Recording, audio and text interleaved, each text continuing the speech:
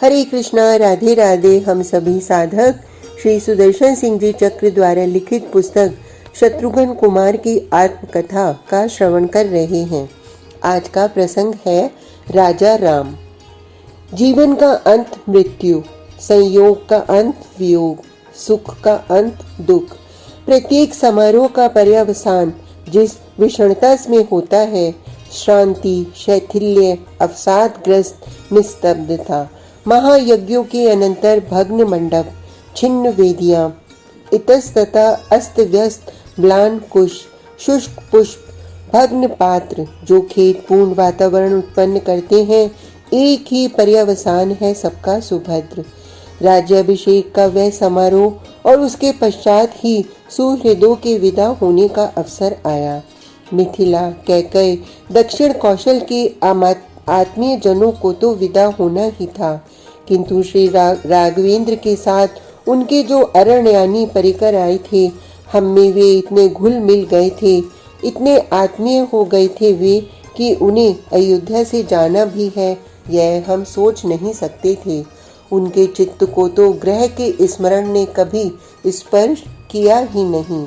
उन्हें जाना तो था, उनके भी स्वजन हैं, वे स्वजन भी उनकी प्रतीक्षा करते होंगे। उनके भी कर्तव्य हैं अपने आश्रितों के प्रति। कर्तव्य व्यक्ति की अपनी इच्छा कितनी आबद्ध है, कितनी मूल्यहीन है। अत्यंत गंभीर एवं विषण हो गए कुमार। मर्यादा पुरुषोत्तम ने सम्मान पूर्वक बहुमूल्य उपहारों से सत्कृत करके उनको विदा किया। लंकाधिप विभीषण, वानरेश सुग्रीव, रीछराज जाम्बवान, शिल्पी श्रेष्ठ नल नील सभी विदा हुए। सब प्रणत होकर साश्रु नयन, विषण वदन, अत्यंत कातर विवश गए। किंतु युवराज अंगद की विदाई पाषाण भी विदीर्ण हो उठे उस वेदना से। कितना आर्त भाव, कितना अनुरोध। पिता ने मुझे इन श्री चरणों में अर्पित कर दिया है, कौन है मेरा किष्किंध्या में। मुझे इन पाद पद्मों से प्रभु पृथक न करें। कोई सेवा, कोई शूद्रतम सेवा इस जन को यही प्राप्त हो। बड़ा निष्ठुर है राज्य धर्म। किष्किंध्या के युवराज का कर्तव्य उन्हें वहां पुकार रहा था। मर्यादा पुरुषोत्तम को उस कर्तव्य का संरक्षण करना चाहिए। अंगद की व्याकुलता, उनकी आरती, किंतु उन्हें विदा होना चाहिए।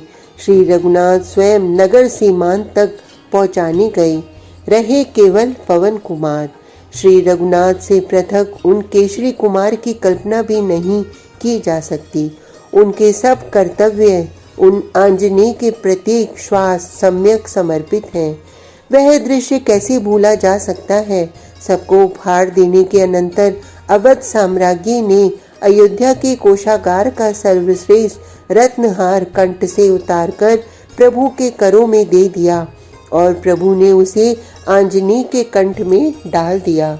हनुमान उठे और एक ओर जाकर उस रत्नहार की एक एक मड़ियों को तोड़ तोड़ कर देखने लगे, उन्हें अपने दांतों से फोड़ने लगे। उनमें वे कुछ अन्वेषण कर रहे थे। देवेंद्र दुर्लभ मड़ियों को नष्ट होते देख विभीषण ने कहा था, मारुति, इन अलभ्य मड़ियों को आप क्यों नष्ट कर रहे हैं? इनमें श्री सीताराम की छवि कहाँ है? ढूंढ रहा हूँ, सरल भाव से कहा हनुमान ने।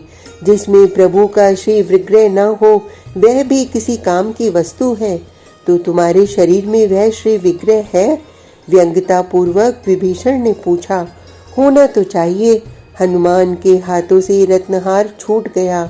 उनके वज्र नख अपने वक्ष पर लगे और चर्म विदीर्ण हो गया। सिंहासन आसीन श्री सीताराम की अपूर्व छवि विराजमान थी मारुति के हृदय में। हम सब आश्चर्य स्तब्ध हो गए।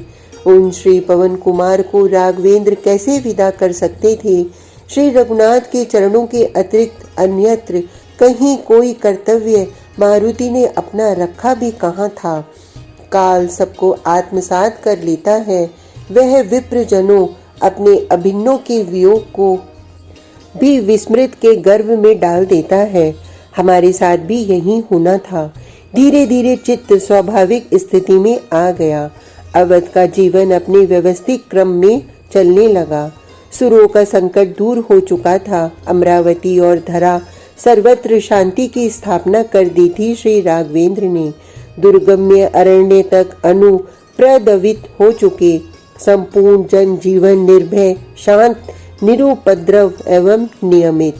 कामनाओं का कलुष भी कुछ होता है। स्वार्थ के संघर्ष की हीनता पर भी मानव उतर सकता है। यह हम केवल ग्रंथों में पढ़ते हैं। स्मृतियों के प्रायश्चित विधान भी आवश्यक होते ही होंगे, अन्यथा उनका निर्माण सर्वज्ञ आप्तजन करते ही क्यों। किंतु मानव से ऐसे कलुष कृत्य भी होते होंगे, कल्पना कांप जाती है। अभाव की सत्ता उठ गई श्री राघवेंद्र के प्रताप से।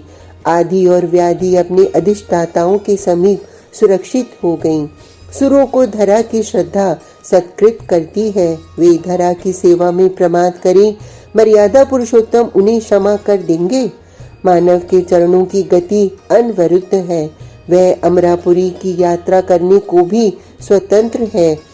अरण्य उनके विनोद स्थल हैं और गिरी उसे पद प्रदान करके सार्थक बनते हैं। गगन धरा की आवश्यकता देखकर जल धारा न दे, उसकी अपेक्षा करेगा कोई। तपोधन ऋषियों के सत्य संकल्प, किंतु उनकी तपा शक्ति का अपव्यय क्यों हो। श्री रघुनाथ के राज्य में किसी की आवश्यकता अपूर्ण कहाँ रही है। यह दूसरी बात है कि अंतर ने लौकिक आवश्यकताओं का अनुभव ही करना त्याग दिया है। संयमनी निर्जन पड़ी है। कार्याभाव हो गया केवल दक्षिणादिक के लोकपाल के पास। उनका एकमात्र उनका अभियोग है।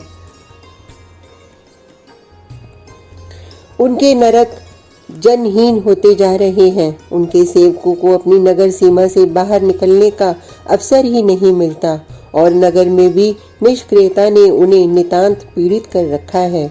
उस दिन भगवान रुद्र भी अभियोग ले आए थे। उनके गणों को दीर्घ काल हो गए अनाहार करते।